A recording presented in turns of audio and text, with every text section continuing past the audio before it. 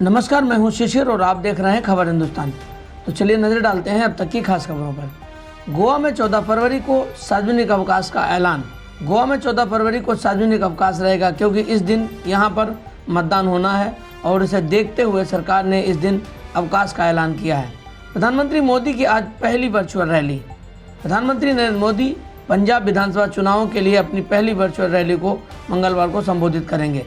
अपनी रैली में मोदी लुधियाना और फतेहगढ़ साहिब संसदीय क्षेत्रों में पड़ने वाले 18 विधानसभा सीटों के लोगों को संबोधित करेंगे। इसके लिए सभी 18 विधानसभा क्षेत्रों में LED स्क्रीन लगाई गई है। करीब 50,000 लोगों के मोदी का भाषण देखने की उम्मीद है। 67,000 से ज़्यादा नए मामले दर्ज। केंद्रीय स्वास्थ्य मंत्रालय की ओर से आज मंगलवार को जारी नए आंकड़ों के मुताबिक देश में पिछले 24 घंटे में कोरोना के 67,597 नए मामले आए हैं, जबकि इस दौरान 1,80,456 मरीज रिकवर हुए हैं। हालांकि बैकलॉग समेत 1,188 लोगों की कोरोना से मौत दर्ज की गई है। लता मंगेशकर के अंतिम संस्कार में शामिल नहीं होने पर कांग्रेस नेता ने दी सफाई। महान गायिका लता मंगेशकर के अंतिम संस्कार में कांग्रेस की महाराष्ट्र इकाई के प्रमुख नेताओं और मंत्रियों के शामिल नहीं होने को लेकर की जा रही आलोचना पर प्रदेश अध्यक्ष नाना पटोले ने पार्टी का बचाव करते हुए कहा कि उनके कुछ नेता कोविड-19 से पीड़ित होने के कारण नहीं पहुंचे, जबकि कुछ मुंबई से बाहर थे। उन्होंने कहा कि मुंबई कांग्रेस अध्यक्ष भाई जगताप महान गायिका के अंतिम संस्कार के दौरान मौजूद थे। पटोले ने कहा, पार्टी के नेता बाला साहेब थोराट, अशोक चौहान, अमित देशमुख कोरोना वायरस से संक्रमित हैं। उन्होंने कहा कि उनकी बहन की सास का निधन हो गया था, इसलिए वे वहां अंतिम संस्कार में शामिल होने नहीं गए थे। सीएम योगी और अरविंद केजरीवाल के बीच ट्विटर पर छिड़ी जंग।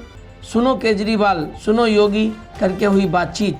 उत्तर प्रदेश विधानसभा चुनाव को लेकर राजनीति चरम पर है और देश की राजनीति के दो बड़े चेहरे यानी योगी आदित्यनाथ और अरविंद केजरीवाल के बीच ट्विटर पर जंग छिड़ गई है। आपको बता दें कि मुख्यमंत्री योगी आदित्यनाथ ने एक के बाद एक ट्वीट कर दिल्ली के सीएम अरविंद केजरीवाल पर जमकर हमला बोला था और उसके बाद दिल्ली के सीएम अरविंद केजरीवाल ने उसी अंदाज में जवाब दिया। योगी ने कहा, सुनो केजरीवाल, जब पूरी मानवता कोरोना की पीड़ा से करा उठी थी उस समय आपने यूपी के कामगारों को दिल्ली छोड़ने पर विवश किया।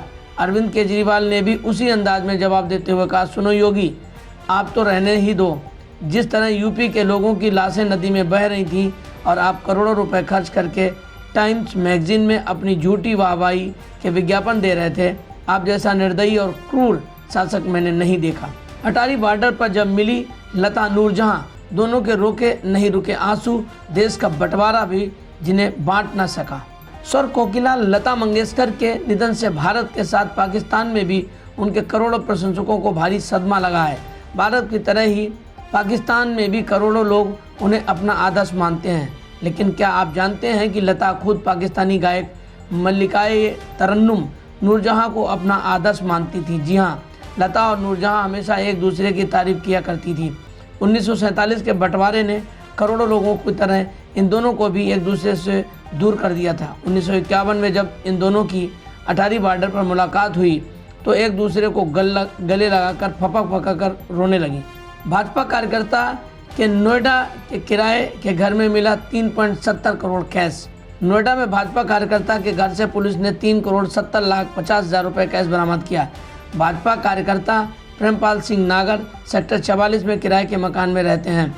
आयकर विभाग की टीम पूछताछ कर रही है। प्रेमपाल सिंह बरामद पैसों के बारे में भी कोई जानकारी नहीं दे सके हैं। टीम ने रकम जब्त कर लिया है। पाकिस्तान के अकबर अली बोले, टीवी पर देखकर लता दीदी ने मुझे घर बुलाया, 5 घंटे एक बेटा माँ से संगीत सीखता रहा। कहते हैं संगीत या मौसीकी किसी सरहद की गुलाम नहीं होती है। लता जी को पाकिस्तान में भी उसी शिद्दत के साथ याद किया जा रहा है जितना भारत या दुनिया के किसी और कोने में। पाकिस्तान के सूफी सिंगर अकबर अली ने नम आंखों से लता दीदी को याद करते हुए कहा, अली बताते हैं कि 2008 की बात है, एक सिंगिंग रियलिटी शो जुनून कुछ कर दिखाने का मैं शिरकत करने के लिए मैं भारत गया था। प्रोग्राम में मैंने दीदी का गाना तुम्हें देखती हूँ तो लगता है ऐसे जैसे युगों से तुम्हें जानती हूँ गाया। मैं बचपन से लता जी का फ़ैन हूँ। ज़िंदगी में मौका मिला तो दीदी से ही मिलना चाहूँगा और किसी से नहीं। मेरा प्रोग्राम देखने के बाद दीदी ने मुझे बुलाया। लता दीदी जैसे महान हस्ती ने मेरे साथ एक नहीं बल्कि पूरे 5 घंटे बिताए। मैंने उन्हें शास्त्रीय संगीत भी सुनाया। उन 5 घंटों ने मेरी ज़िंदगी ही बदल दी। वो मुझे बेटा कहती रहीं। सबके सपने पूरे होते हो ना हो, दीदी से मेरी मुलाकात का सपना तो हकीकत में बदल गया। कांग्रेस ने फिर खेला हिंदू कार्ड। कहा सरकार बनी तो 4 धाम यात्रा के लिए बनाएंगे अलग विभाग। उत्तराखंड विधानसभा चुनाव के लिए 14 फरवरी को मतदान होना है और इससे पहले कांग्रेस ने बीजेपी पर हमले तेज कर दिए हैं। वहीं कांग्रेस ने राज्य से फिर से हिंदू कार्ड को खेलकर जनता को लुभाने की कोशिश की है।